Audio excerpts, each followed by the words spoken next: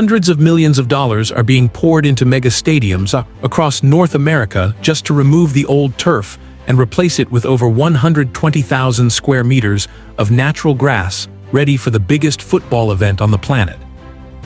To pass FIFA's incredibly rigorous scrutiny, these turf fields must undergo a meticulous cultivation process at specialized farms, then be harvested using state-of-the-art machinery and undergo a rigorous test before being rapidly reborn on these colossal football stadiums.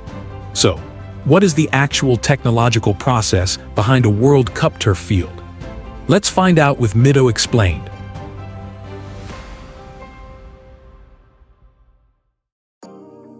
Most of the stadiums chosen to host the 2026 World Cup were originally designed for NFL games, where the playing surface is primarily artificial turf. FIFA has an extremely strict rule. All World Cup finals matches must be played on natural grass, and therefore they are requiring the Americans to invest heavily in replacing the natural grass pitches to meet their standards. FIFA doesn't mandate that all World Cup stadiums use the same type of grass. Instead, each stadium will choose a grass variety suitable for the local climate. From Bermuda grass in hot regions to Kentucky bluegrass or perennial ryegrass in cooler areas, as long as these types of grass provide a similar playing feel.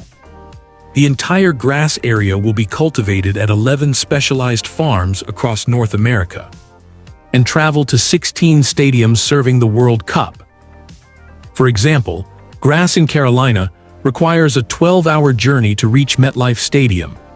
According to FIFA reports, the cost per square meter of grass is approximately $150, meaning the playing surface of a single stadium alone costs around $1.2 million.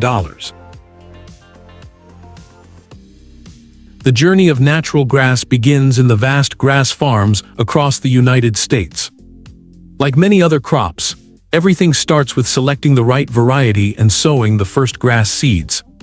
Before being taken to the field, engineers study and test various grass varieties in laboratories to assess their trampling resistance, recovery rate, and adaptability to playing conditions, selecting those that meet FIFA's pitch standards. Only then are the seeds transported to farms to begin large-scale planting. After the grass variety is selected, vast fields begin to be prepared for a new planting season. Powerful plows continuously till the topsoil, breaking up compacted soil and creating conditions for water, air, and root development. Next, harrows break up any remaining clumps of soil and level the entire surface to create a uniform ground cover across the field. A standard grass crop takes a year from the start of plowing until it's ready for the stadium.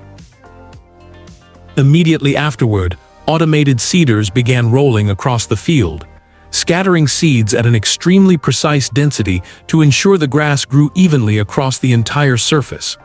On average, each hectare of land requires about 120 to 150 kilograms of seeds, and in just 3 to 4 hours, a field nearly 20 hectares in size can be covered with millions of grass seeds. About 2 weeks later, the first grass sprouts began to cover the field, marking the peak growth phase of the turf. For the next several months, water was primarily supplied by a massive rotary irrigation system, which could automatically rotate around the field and distribute water evenly across dozens of hectares in a single cycle. Thanks to the consistently maintained moisture levels each day, the roots continued to grow deeper into the soil, helping the turf to develop thick, strong grass capable of withstanding the intensity of high-level football matches. Once the turf has stabilized, a specialized machine will spread a layer of fine sand over the surface using the top dressing technique. This sand helps to level the turf, improve drainage, and create conditions for the roots to develop deeper and more firmly anchor themselves in the soil. Immediately afterward, the lawn enters one of the most frequently repeated stages throughout its growth process: regular mowing. Rotary lawn mowers glide smoothly across the entire field, using a system of spiral blades to cleanly cut each blade of grass instead of chopping it forcefully like conventional mowers. Depending on the growth rate, the grass is usually mowed 2 to 3 times per week, and in the period before harvest, it may be mowed almost daily. After each mowing, the height of the lawn is always maintained between 25 and 35 millimeters to create a uniform surface, ready for harvest. After months of care, the automated harvesting machines begin to move into the field to cut the entire lawn. As the machine moves, a large blade at the front glides close to the roots, cutting the lawn into uniformly thick sections of just a few centimeters. The grass is then lifted by a conveyor system and automatically rolled into large coils inside the machine. Beforehand, a thin layer of plastic film is laid beneath the soil, allowing the roots to grow horizontally instead of penetrating deep into the ground. This ensures the entire lawn retains its structure almost intact when it is pulled up. The large bales of grass are approximately 1.2 meters wide and 10 to 15 meters long before being rolled up. As soon as each coil of grass is pushed out the back of the harvesting machine, waiting forklifts quickly come to work.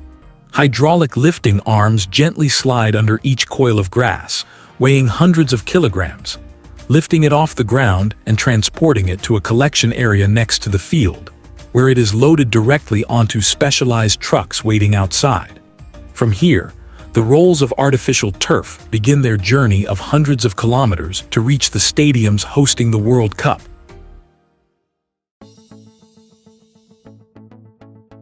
While the new grass is making its way to stadiums, the old playing surfaces are being removed at the same time. Because most stadiums in the United States were originally built for NFL games, they are covered with artificial turf. That means the entire synthetic surface has to be stripped away to make room for the new natural grass.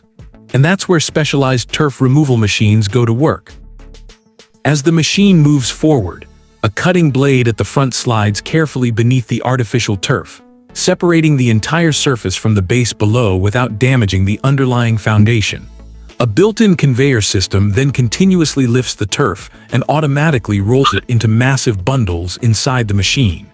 Each roll can stretch for dozens of yards and weigh hundreds of pounds. Yet the entire process of cutting, lifting, rolling, and collecting happens almost completely automatically.